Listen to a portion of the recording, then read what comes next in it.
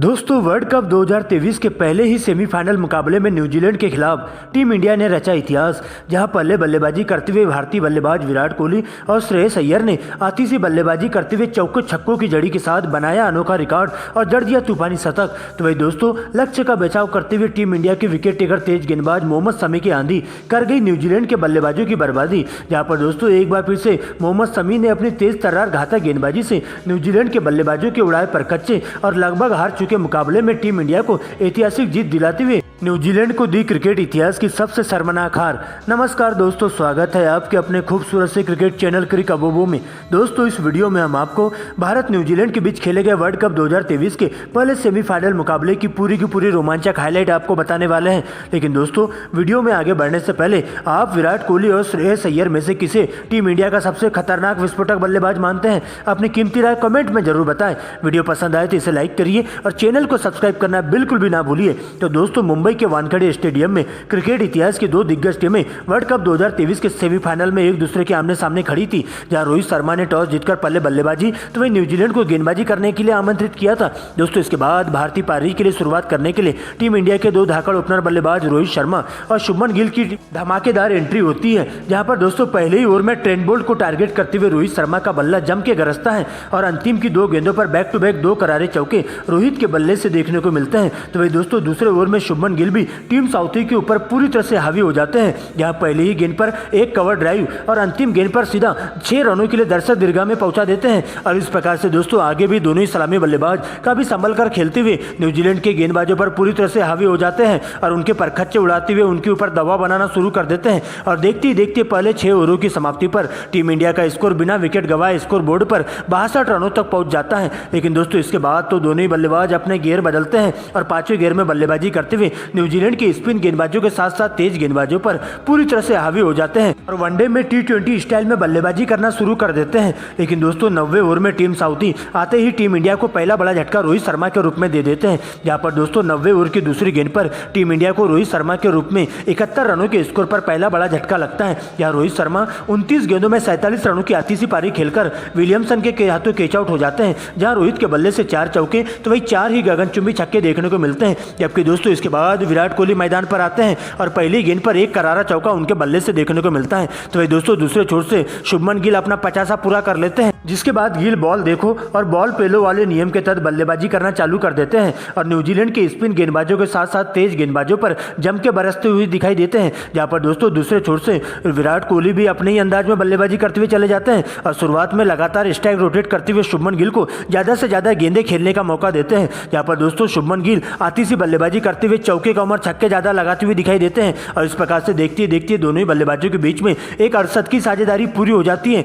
लेकिन दोस्तों तेजी से रन बनाने के चक्कर में शुभमन गिल रिटायर्ड हेड होना पड़ता है, जिसके बाद आगे का मोर्चा संभालने और विराट कोहली का साथ देने के लिए श्रेयस अय्यर की मैदान पर एंट्री हो जाती है, जहां पर दोनों ही बल्लेबाज शुरुआत में काफी संभल कर खेलते हुए सिंगल डबल के साथ पारी को आगे बढ़ाने का काम करते जाते हैं और मौके का फायदा उठाते हुए हर ओवरों में अच्छी गेंदों को छोड़ते हुए खराब गेंदों पर बड़ा शॉट मारना चालू कर देते हैं, जहां पर दोस्तों देखते ही देखते न्यूजीलैंड के गेंदबाजों को विकेट के लिए तरसा देते हैं और सबसे पहले विराट कोहली 52 गेंदों में अपना 50 पूरा करते हैं। लेकिन दोस्तों दूसरे छोर से श्रेयस अय्यर तो सर पर कफन बांधकर आते हैं और आते ही मैदान पर एक से बढ़कर एक गगनचुंबी छक्के लगाना चालू कर देते हैं, जहां पर दोस्तों तेजी से रन बनाते हुए श्रेयस अय्यर भी 38 गेंदों में ही अपना 50 पूरा कर लेते हैं। और इसके बाद तो देखते ही देखते दोनों ही बल्लेबाजों के बीच में एक 7 की साझेदारी पूरी हो जाती है और न्यूजीलैंड के गेंदबाजों पर पूरी तरह से डटकर मुकाबला करते हुए न्यूजीलैंड के गेंदबाजों का जम के चालान काटते हैं, जहां पर दोस्तों विराट कोहली एक बार फिर से इतिहास रचते हुए अपने अंदाज में बल्लेबाजी करते हुए चले जाते हैं और सचिन तेंदुलकर के रिकॉर्ड को तोड़ते हुए ओडीआई करियर का अपना 50वां शतक पूरा कर लेते हैं, जो कि दोस्तों 106 गेंदों में उनके बल्ले से देखने को मिलता है। और इस तरह से विराट कोहली ओडीआई में शतकों की हाफ सेंचुरी भी पूरी कर लेते हैं और क्रिकेट इतिहास में अपना नाम इतिहास के पन्नों में दर्ज करवा लेते हैं। लेकिन दोस्तों शतक पूरा होने के बाद विराट कोहली यही नहीं रुकते हैं और इसके बाद तो 5वें गियर में बल्लेबाजी करते हुए न्यूजीलैंड के गेंदबाजों पर पूरी तरह से बरसने लगते हैं, जहां पर दोस्तों चौके का उमर छक्के ज्यादा लगाते हुए तेजी से स्कोर बोर्ड को 300 रनों की ओर पहुंचा देते हैं और देखते ही देखते दोनों ही बल्लेबाजों के बीच में दोहरे शतक की साझेदारी पूरी हो जाती जाती है। यहाँ पर दोस्तों दूसरे छोर से अय्यर भी आती सी बल्लेबाजी करना चालू कर देते हैं और लगातार गगनचुंबी छक्के लगाते हुए 70 गेंदों में ही अपना शतक पूरा कर लेते हैं। लेकिन दोस्तों इसी बीच एक बार फिर से टीम साउथी की एंट्री होती है और आते ही 44 ओवर की अंतिम गेंद पर टीम इंडिया को दूसरा बड़ा झटका विराट कोहली के रूप में दे देते हैं, जहां दोस्तों विराट कोहली 113 गेंदों में 117 रनों की तूफानी पारी खेलकर आउट हो जाते हैं। अब उनका स्थान लेने के लिए सलामी विकेट कीपर बल्लेबाज केएल राहुल की एंट्री होती है, जहां दोस्तों श्रेयस अय्यर के साथ मिलकर आगे का मोर्चा संभालते हुए दोनों ही बल्लेबाज अंतिम के ओवरों में ताबड़तोड़ अंदाज में बल्लेबाजी करना चालू कर देते हैं और तेजी से रन बनाते हुए न्यूजीलैंड के गेंदबाजों को विकेट के लिए तरसा देते हैं। यहाँ पर दोस्तों श्रेयस अय्यर का अलग ही अवतार देखने को मिलता है और आती सी बल्लेबाजी करते हुए न्यूजीलैंड के गेंदबाजों पर पूरी तरह से कहर बनकर टूट पड़ते हैं और पिछले मुकाबले की तरह ही वनडे में T20 स्टाइल में बल्लेबाजी करते हुए न्यूजीलैंड के गेंदबाजों की जम के क्लास लेती हुई दिखाई देते हैं और देखते ही देखते मात्र 27 गेंदों में ही दोनों ही बल्लेबाजों के बीच में 50 रनों की अरसद की साझेदारी पूरी हो जाती है। लेकिन दोस्तों इसी बीच आगे भी तेजी से रन बनाने के चक्कर में श्रेयस अय्यर एक गलती कर बैठते हैं। यहाँ पर दोस्तों 70 गेंदों में 105 रनों की उनकी पारी का अंत हो जाता है, जहाँ पर दोस्तों ट्रेंट बोल्ट के द्वारा उन्हें डेरिल मिशेल के हाथों कैच आउट करवा दिया जाता है। लेकिन दोस्तों तब तक श्रेयस अय्यर 105 रनों में 4 चौके और 8 गगनचुंबी छक्के लगाते हुए चले जाते हैं। अब उनका स्थान लेने के लिए सूर्य कुमार यादव की एंट्री होती है, लेकिन अंतिम ओवर की पहली ही गेंद पर टीम साउथी सूर्या को 1 रनों के निजी स्कोर पर ग्लेन फिलिप्स के हाथों कैच आउट करवा देते हैं और इस प्रकार से टीम इंडिया को 382 रनों के स्कोर पर सूर्या के रूप में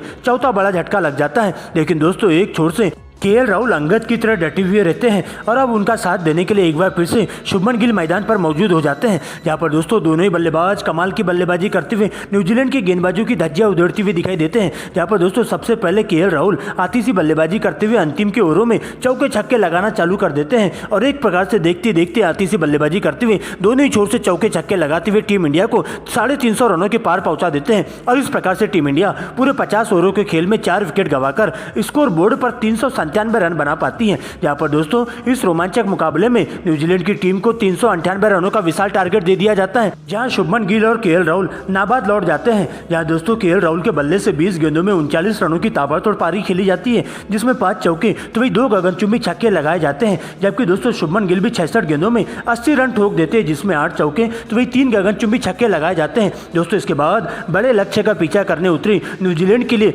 2 धाकड़ ओपनर बल्लेबाज मैदान पर मौजूद हो जाते हैं, जहां पर ड्वेन कॉनवे और रचिन रविंद्र की एंट्री होती है। लेकिन दोस्तों शुरुआती झटके देने के लिए एक बार फिर से मोहम्मद शमी मैदान पर मौजूद हो जाते हैं, जहां पर दोस्तों मोहम्मद शमी आते ही छठे ओवर की पहली गेंद पर 30 रनों के स्कोर पर न्यूजीलैंड को पहला बड़ा झटका ड्वेन कॉनवे के रूप में दे देते हैं। जहां दोस्तों ड्वेन कॉनवे 15 गेंदों में 13 रन बनाकर केएल राहुल के हाथों कैच आउट हो जाते हैं। लेकिन दोस्तों इसके बाद 8वें ओवर की चौथी गेंद पर एक बार फिर से 39 के स्कोर पर न्यूजीलैंड को दूसरा बड़ा झटका लगता है रचिन रविंद्र के रूप में, जहां पर दोस्तों एक बार फिर से मोहम्मद शमी अपनी इनस्विंग आउटस्विंग गेंदबाजी से रचिन रविंद्र को कंफ्यूज कर देते हैं और 13 रनों के निजी स्कोर पर विकेट कीपर राहुल के हाथों कैच आउट करवा देते हैं और इस प्रकार से दोस्तों दोनों ही ओपनर बल्लेबाज सस्ते में अपना विकेट गंवा बैठते हैं। लेकिन दोस्तों इसके बाद डेरिल मिशेल और कप्तान विलियमसन आते ही आगे का मोर्चा संभालते हुए तेजी से रन बनाना चालू कर देते हैं, जहां पर शुरुआत में तो काफी संभल कर खेलते हुए विकेट को बचाए रखते हैं और हर ओवरों में चौके छक्के लगाना चालू कर देते हैं। जहां पर दोस्तों दोनों ही बल्लेबाज आते ही मैदान पर अपने ही अंदाज में बल्लेबाजी करते हुए अपना 50 पूरा कर लेते हैं और देखते देखते टीम के स्कोर को 150 रनों के पार पहुंचा देते हैं और इस प्रकार से दोस्तों दोनों ही बल्लेबाज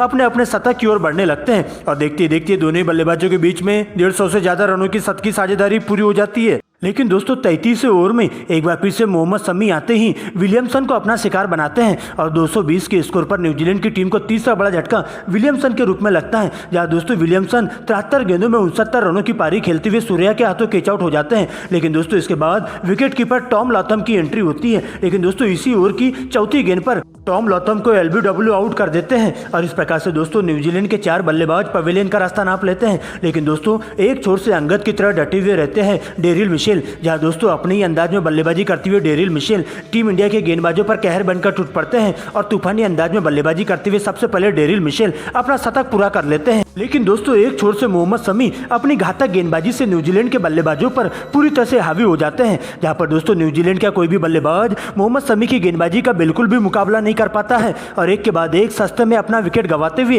पवेलियन की ओर लौटते हुए चले जाता है। जहां पर दोस्तों मोहम्मद शमी नई गेंद से इनस्विंग आउटस्विंग करवाते हुए न्यूजीलैंड के बल्लेबाजों के परखच्चे उड़ाकर रख देते हैं और न्यूजीलैंड के सभी बल्लेबाज मोहम्मद शमी के आगे सरेंडर करते हुए अपने हथियार डाल देते हैं और इस प्रकार से 48.5 ओवरों में न्यूजीलैंड की टीम 327 रनों पर ही ऑल आउट हो जाती है और टीम इंडिया पहले सेमीफाइनल मुकाबले को 70 रनों से जीत हासिल कर लेती है और इस प्रकार से आईसीसी वर्ल्ड कप 2023 के फाइनल में पहुंचने वाली टीम इंडिया पहली टीम बन जाती है। जहां पर दोस्तों टीम इंडिया की तरफ से मोहम्मद शमी सबसे ज्यादा 7 विकेट लेते हैं और न्यूजीलैंड को पूरी तरह से चकनाचूर करते हुए न्यूजीलैंड के जबड़े से जीत को छीनकर टीम इंडिया उन्हें क्रिकेट इतिहास की सबसे शर्मनाक हार दे देती है और इस जीत के साथ ही टीम इंडिया इतिहास के पन्नों में अपना नाम दर्ज करवा लेती है।